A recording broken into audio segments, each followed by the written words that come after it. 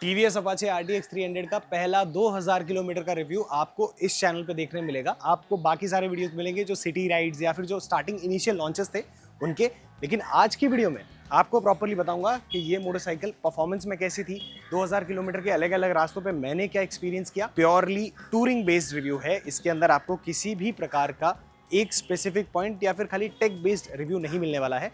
Rider experience कैसा है वो पता चलेगा। वीडियो को 4 पार्ट में डिवाइड करने के बाद सबसे पहला इसका राइड क्वालिटी, दूसरा क्रूजिंग स्पीड कैसी है, तीसरा क्रूज कंट्रोल, क्विक शिफ्टर ये सब कैसा है, चौथा सस्पेंशन और पांचवा आपको ये मोटरसाइकिल लेनी चाहिए या नहीं, सब कुछ बताऊंगा। ऐसी मोटरसाइकिल जो एडवेंचर सेगमेंट में बनती है उस टाइम पर सबसे पहला पॉइंट आता है टूरिंग का। क्या आप इस मोटरसाइकिल के साथ टूर कर सकते हो या नहीं कर सकते हो। बहुत सारा टेक फीचर होने के बावजूद भी मुझे वो चीज एक्सपीरियंस करनी थी और 2000 किलोमीटर के राइड का पूरा पर्पस यही था। एक लाइन में जवाब दूं तो RTX 300 is a value for money motorcycle. अगर आपको एक ऐसी बाइक चाहिए जो आपके बजट में भी आए, टेक के साथ भी आए, आपको एक अच्छी रिलायबिलिटी भी दे, तो RTX 300 इज द मोटरसाइकिल जो आप चूज कर सकते हो। इन टोटल हमने इसको 4 तरह के रास्ते पे चलाया। पहला हाईवे, दूसरा सिटी, तीसरा केओटिक सिटी जो आपको टूर्स के दौरान मिलता है, जैसे वडोदरा हो गया, अहमदाबाद हो गया, गांधीनगर हो गया, और उसके अलावा चौथा जो राजस्थान का ऑफ रोड और रेगिस्तान, ताकि इसका रैली मोड मैं अच्छे से टेस्ट कर सकूं।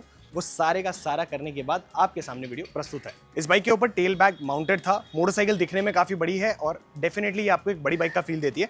राइडर के लिए काफी बड़ी सीट है, तो इस पूरे ही 2000 किलोमीटर में चाहे ऑफ रोड हो, सैडल करना हुआ या फिर मुझे यहाँ पे टूर करना है हाईवे पर, प्रॉब्लम नहीं है। ये एक अकेली मोटरसाइकिल है डोमिनार के बाद जिसके अंदर मैंने 350 किलोमीटर का स्ट्रेच एक बार में किया है। राइड करते वक्त दो चीजें बहुत इंपॉर्टेंट होती है। सबसे पहला कि आपको फटीग फील ना हो, और दूसरा मोटरसाइकिल आपको ओवरवेलमिंग ना लगे ओवर द टाइम कि मैं क्यों चला रहा हूँ, थक्का क्यों लग रहा है। वो सारी चीजें RTX 300 के साथ मुझे फील नहीं हुई। रिलायबल होके और काफी कंफर्टेबली 350 किलोमीटर का पैच किया है।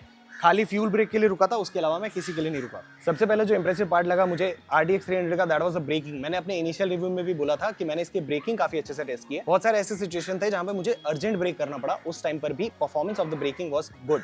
इसके साथ सबसे ज्यादा इंपॉर्टेंस आता है इसका bidirectional quick shifter. Bidirectional quick shifter काफी ज्यादा फंक्शनल है और काफी इंट्यूटिव है। कहीं पर भी आपको ऐसा मिस फील नहीं होगा कि मैं गियर डाउन कर रहा हूँ उस टाइम पे मिस हो रहा है। एक चीज जो मैंने नोटिस की इसके साथ, that is the constant gear shift. इस मोटरसाइकिल का इंजन जो है वो समझने के लिए आपको थोड़ा सा टाइम लगेगा, लेकिन उसके साथ आपको कांस्टेंट गियर शिफ्ट्स करने पड़ेंगे अगर आपको एक फ्रीक्वेंट स्मूथ राइड चाहिए। वाइब्रेशंस है इस मोटरसाइकिल में, लेकिन 100-110 उसके ऊपर जब आप जाओगे तो वाइब्रेशंस काफी मिनिमल हो जाते हैं और हैंडल बार में वाइब्रेशन फील नहीं होता। एक प्रॉब्लम है, दैट इज दिस, ये बॉल जॉइंट्स काफी वीक लगे जिसकी वजह से इसके मिरर्स मुझे बार बार एडजस्ट करने पड़ रहे थे।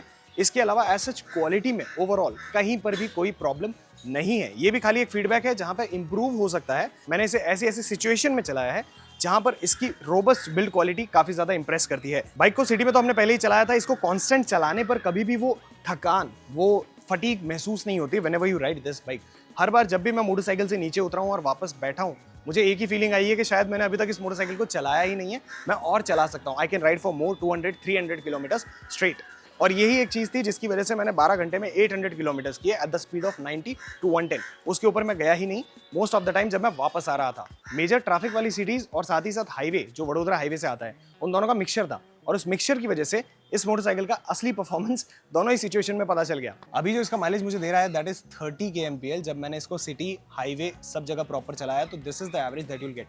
ये नंबर खाली इसका नहीं है, मैंने अभी तक आराम से 8 से 9 बार फ्यूल अप किया है और वो सारे फ्यूल अप्स का मिलाकर बता रहा हूँ। On single tank you can imagine you can ride for 270 kilometre. अब बात करते हैं इसके क्रूज कंट्रोल की। मैंने काफी एक ब्रीफ पीरियड के लिए क्रूज कंट्रोल को यूज किया है, क्योंकि आप 1000 किलोमीटर की राइड पे कंटिन्यू थ्रॉटल पुल करके रखोगे। मैं हमेशा मैनुअल राइडिंग पसंद करता हूं, लेकिन क्रूज कंट्रोल इस हाथ को, आपके एक्सेलरेशन वाले हाथ को थोड़ा रेस्ट करने में हेल्प करता है। एक कोई सर्टेन पैच है जहां पे 500-600 मीटर्स के लिए या फिर 1 किलोमीटर के लिए मैंने क्रूज कंट्रोल यूज किया। उससे ज्यादा मुझे लगता भी नहीं है कि किसी को करना चाहिए। सबसे ज्यादा जरूरी है कि क्रूज कंट्रोल लगाने के बाद आप अपनी मोटरसाइकिल का कनेक्शन, यानी कि आप अपना कंट्रोल कैसे वापस लेते हो। एक सिचुएशन है, उसकी वीडियो अभी देखो, हुआ क्या था। ये देखिए मेरे साथ अब लाइव सिचुएशन में हो गया। एक्सप्लेन करते करते बीच में इतना बड़ा खड्डा आया और मोटरसाइकिल पे क्रूज कंट्रोल में अगर आपको अपने बाइक का कंट्रोल वापस लेना है, it's very easy. Super impressed with the bike, super impress. मैं इसी चीज को टेस्ट करना चाहता था। I highly don't recommend you guys कि आप ऐसा कुछ करो। I am not encouraging, I am not doing anything as such, लेकिन इंडिया के रास्तों का आपको अंदाजा है। अगर आपको इसकी एग्जैक्ट परफॉर्मेंस देखनी है तो एक बार हमारे दूसरे चैनल पे जाके इसके सारे व्लॉग्स देख लो।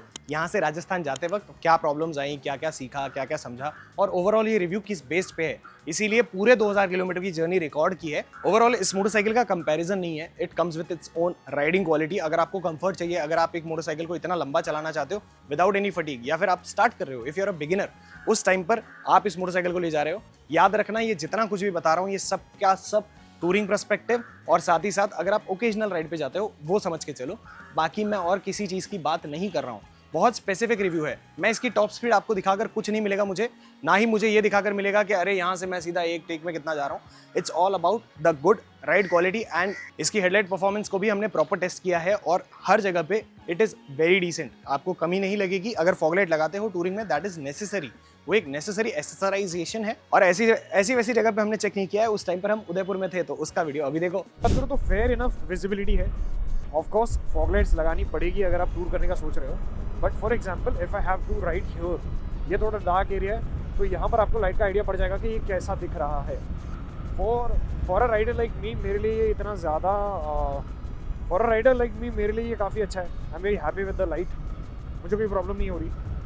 बट हाँ, थोड़ा स्प्रेड अगर ज़्यादा होता ना, नॉट इन दिस लाइट, अगर मैं इसके साथ स्प्रेड ले लूँ तो आई डोंट थिंक सो मुझे स्पॉटलाइट की जरूरत नहीं होगी, मुझे स्प्रेड की जरूरत होगी। बीइंग अ बेटर राइडर, आप जब वो समझ जाओगे तब आपको समझ में आएगा कि एक मोटरसाइकिल की एक्चुअल परफॉर्मेंस को समझना कैसे है। अगर मुझे ज्यादा अग्रेसिव राइडिंग स्टाइल पसंद है तो इस मोटरसाइकिल को एक सर्टेन लेवल ऑफ आरपीएम पे लेकर जाना पड़ेगा, तब आप वो अग्रेसिवनेस को नोटिस कर पाओगे। अदर देन दैट आप इस पे बहुत ही काम cruise 70 to 120 is a patch, जहां पर आपको इस मोटरसाइकिल की कंप्लीट परफॉर्मेंस देखने मिलेगी and you love this bike. जैसे ही डिलीवरी चालू हो जाएगी, आई होप आप इस मोटरसाइकिल को एक्सपीरियंस करो और समझो टीवीएस की ये फर्स्ट एडवेंचर मोटरसाइकिल है, पर लगती नहीं है कि टीवीएस की फर्स्ट एडवेंचर मोटरसाइकिल है। सालों पुराना एक्सपीरियंस है, इनकी मोटरसाइकिल्स डकार रैली में भी जाती है, उन सभी का एक्सपीरियंस मिला के this bike is here. Negative के टाइम पे मैं खाली दो ही चीजें बोलूंगा। फर्स्ट इज द मिरर, ये काफी ज्यादा यहाँ से हिल रहे थे बॉल जॉइंट की वजह से, जिसकी वजह से मुझे काफी इरिटेशन हुई। दूसरा जो इसका सबसे बड़ा प्रॉब्लम था that is the vibration, as in handle bar में मुझे वाइब्रेशन फील हो रही थी, वो एक मुझे ऐसा लगा कि कहीं ना कहीं रेक्टिफाई कर सकते हैं, लेकिन यहाँ पर फुटपैक पे जब वाइब्रेशन नहीं हो रही थी तो वो कॉम्प्लीमेंट्री लगा कि यहाँ भी हो रहा है वहाँ पे भी हो रहा है, दोनों ही जगह पे ये एक चीज़ थी।